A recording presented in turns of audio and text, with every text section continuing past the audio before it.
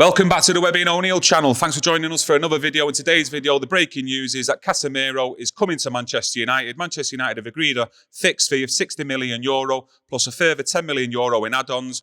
Tony, I want your overall thoughts on this, mate. Outstanding career, 30 years of age, suits Man United at this moment in time. He knows what he's doing, dedicated to his football, and I think he will be there driving this team forward. This is all about money for him, and I don't blame him. He says it's a challenge, and it is a challenge coming to Manchester United. Any player coming to Manchester United in this situation now has got a big challenge, and I think his stature will fit in well and lead this team forward. Will it do anything, this team, with him? I don't know, but he is the start. Class player, got all the honours. I think it's about 18 honours he's got in his career, and it's a good signing, and you can't say anything else. Will it be good in 4 years? I doubt it. But for now, he's coming. Ancelotti has said he's coming. Not glad to see him go, but wishes him well and further his career. And at the end of his career, he's here at Manchester United. So let's hope that he fits in well straight away, because that's what's needed. No, exactly like I said there earlier on off camera, that it's something we definitely need. I think we need experience in that team, people who are winners and leaders, and I think he fits that, down to the ground. You look at Varane. When we bought Varane last year, we thought he would have that effect with us last year, but he was on the injury table more often than not. And, players like Varane and Casemiro, we've got Ronaldo as well in the team as of now. They're people we want to see, taking this team, grabbing the games by the scruff of the neck, in the upcoming games. And I'm really happy actually with this Casemiro deal. I know there's a lot of people out there who have mentioned, the fee, there's no resale value, but we've got to look at the now. We've seen 2 games in the Premier League against Brentford and Brighton, and it just shows you how much we needed a player of this stature in our team. Well, hopefully he's in now. He will stop the rot. He's not here for the Liverpool game. Looks like Monday he'll be coming over for his medical and all that. So early next week, get the signing done. But he will fit in, and let's hope that it works. That's all we can do, because this team has got nothing about it at the moment. The Liverpool game, it might change. But for now, it's a desperate signing, which we desperately need. Yeah. I don't know if he was first choice, second choice, but the way it's looking, we've got him, and that's all what matters at this moment in time. The fee, the money, what is going to be paid, we can't deny about that. There's no point moaning about it. He's a player of stature and good enough to fit in this team. Oh, yeah, more. And take it forward, and that's what we want. Do you think then it's telling us that obviously the Frankie de Jong deal might as well just forget that for now, because they are 2 different type of players as well, really, aren't they? De Jong, he can dribble with the ball, take the ball forward, carry it up there into the attacks, whereas Casemiro is one of these players who likes to just sit in that holding midfield area, dictate from there. So I think what it is, the De Jong deal, I was hoping that he'd be signing this week, to be honest with you. It doesn't look like it's going, so the money's being spent on him. De Jong, different player than Casemiro, but it's a desperate buy. There's no way of getting around this. This is a desperate late buy. Unfortunately, it's a bitter taste in my mouth, but he's the right player for the right moment, and that's all you can ask for at the moment. Do you think Real Madrid are also happy that Manchester United have come in with a bid like that? €60 million plus €10 million in add-ons. I think so. I think so, because they'll have younger players coming through. You've got that Tuchemani and Camavinga there who can step into his place. Yeah, well, 30 years of age. It's a lot of money. Real Madrid are getting a lot of money, and they'll be over the moon with it. So there's no arguing from them. Younger players to come in. They've got a great squad, and at the end of the day, Casemiro's not going to be a great loss to them, but to us, he's going to be the main man sitting there and working away. When you're looking at Casemiro as well, obviously we've seen him quite a few times, like most of he's out there. But who do you think's best suited then to play with him in that midfield? Because Ten Hag likes the 2 in midfield still. The 2 central midfielders. Yeah. Well, obviously one of him getting a bit more further forward. But who do you see suits that role best? Me personally, I think Eriksen. Listen, the way I've been watching these players perform with their attitudes and everything, I don't know. I honestly don't know.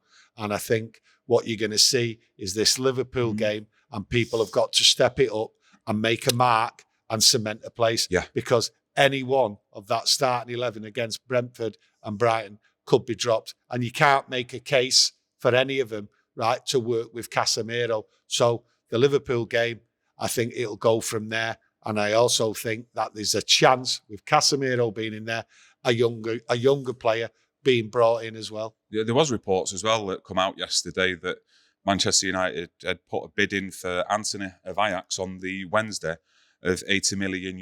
A big amount of money what Manchester United have put forward there for Anthony. It's been rejected. Yeah. Now, for me, I think if Manchester United would have put that same bid in at the start of the transfer window, I think we would have got him. I think what's happened here, it's to do with money, trying to save money. And then what it is, it's now desperate stakes. They have seen how this team has performed over the last 2 games and they're frightened to death. And now it's desperate. They are scrambling round here and they've gone back in. And it looks like you say, more money, but they're desperate. And it is carnage here, this transfer window. Yeah. I've said it before, it's carnage, but it's desperate stakes. But it should never have come for this. Mm-hmm. United have known for a while, strikers are needed, and nothing's been done. And to leave it this late is an absolute joke, to be honest with you. Yeah. Back in for Anthony. It's just a sign of desperation. I hope they get him. I've seen him play, very tricky player. And there's 1 or 2 players what will certainly get moved out of this team so he can get that place straight away. Really good player. But it's a sign of desperation. Not just desperation, like you've just said there, we've mentioned him months ago, discussed him on the channel, Anthony, and we really do like him. He reminds me of the similar style of Riyad Mahrez, but is it a player we actually need? Because to me, up top, Tony, we need an out-and-out centre-forward. Yes, but he plays out on the right-hand side all the time. Yeah, but he plays out on the right-hand side. Sancho can go on the left because at the end of the day, you're looking at Rashford, and Rashford is easily removable. Easily removable. One, he's got a 1 year on his contract, okay? He doesn't look interested. He's not firing. He hasn't fired well for quite a while, and the end of the day, when you hear rumours about PSG and his agent and all that, I've said on here before that Rashford needs to go because he clearly has known for a while he's got his eye somewhere else. We know what's happening with Rashford. He's playing games and he's not putting it in. And Anthony will come in and take that place, shadow of a doubt, on the right, and Sancho can be moved on the left. Yeah. Easily done. And you've got to remember as well, we have an up-and-coming young player there in Garnacho, which can easily fill that left side anyway. Yeah, no, of course. It's just that I still think we're a little bit lightweight going into the season. Everywhere. No, I totally agree. But, goals win your matches. And, if you score more than the other team, you win you get the 3 points. And to go in the season with Ronaldo, Martial as your only really recognised strikers. This is down to the club. Worries me. It worries us all. And it's down to the club. The people who are football-minded inside that club have failed to act, and it should have been done 9 months ago. No, some great points there. Let me know what you think as well about the signing of Casemiro. Obviously, the news as well about Anthony. There's a bid rejected. I did see some reports as well today, Tony, that had missed training on Friday. I'm not sure what it was due to, whether it's something to do with the bid or not, but if you find out any more info, let us know in the comments below. Also, I know you wanted to talk about Jim Ratcliffe. With, his spokesperson coming out saying that he's interested in putting a bid in for Manchester United. Well, I find this very strange, me. He's a billionaire. The word has always been Jim Ratcliffe wants to buy United. And his statements, what he's come out with, and his company, what have come out with, are absolutely a joke.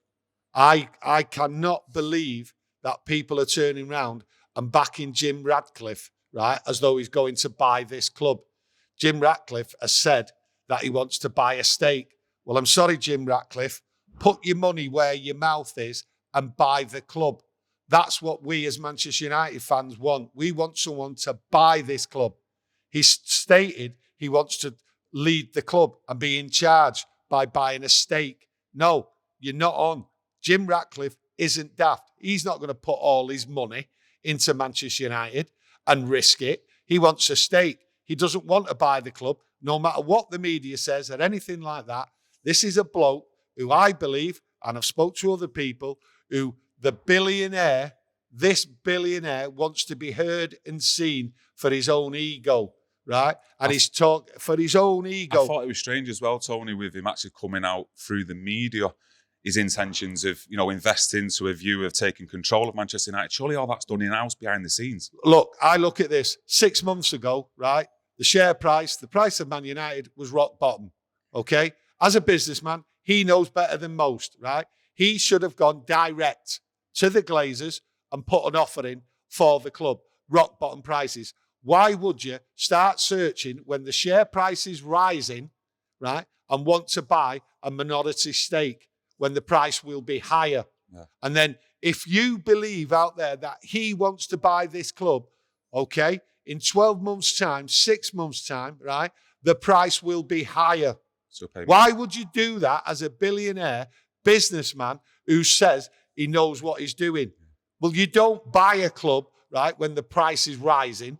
You buy it at its lowest point. He knew when that point was. And for the last 6 months, he has sat there, done nothing except bid, a late bid for Chelsea for £2.5 billion, when everyone knew that that bid would fail. That's why I go on about the ego. He is £12 billion. This money man wants to be seen and heard, and he wants people to know who he is, what he's got as the money. I've got a little toy. I'm in and out of the media. I want to be recognised. He wants to be recognised. Well, I want to recognise you putting a bid in for the whole of the club, and stop messing around, because people are getting angry and angry at these Glazers and you're not helping. We want someone to buy the club. Put your money where your mouth is. Simple as. Put up and shut up. Put up and shut up. Yeah, you're right. In a nutshell, really, by him coming out to the media with his intentions, you don't do he's that. Put the share price up. So in effect, if he wants to invest, because of himself coming out in the media, he's going to pay more for his investment. That's right.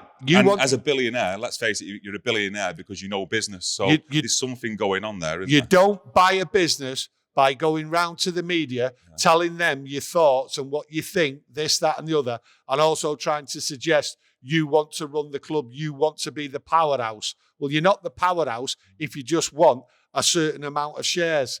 You need to buy it, control it, but you won't, because you won't risk your own money, because you know £5-8 billion you'd have to spend, and then you're going to have to spend £1 billion, £2 billion to renovate the ground, everything else, player investment, the lot. And you are not going to risk your money by having full control and buying all the shares up. You could have bought the shares over the last 12 months at a low price on the open market, but you did not do that. So what is your game? Your game is self-publicity. No different than Elon Musk, another billionaire, and that's what you all seem to do. You want to be recognised, you want to be loved. Well, hey, I love you, go and buy United, but you're too late and you know it. I was going to say a few more points, but I think another video with some strong and wise words, Tony, to be honest with you. And, if Jim Ratcliffe's watching, hopefully he's just seen the last part of that with, stump up the money, put your money where your mouth is and come and buy Manchester United. And stop playing games by wanting a share. No one wants anybody at Old Trafford to have a share. We want an owner who knows what he's doing and is willing to pump the money in. You're not. Okay. Listen, been a great video. Great listening to your thoughts. Let me know what your thoughts are on today's video. Obviously, smash that like button. Subscribe if you like our content. And you and Webby are also going to do a preview for the Liverpool game, which I think we're going to get out on Sunday morning. So press that notification bell to get the alert. And enjoy the rest of your evening, Reds. Thank you. Thank you.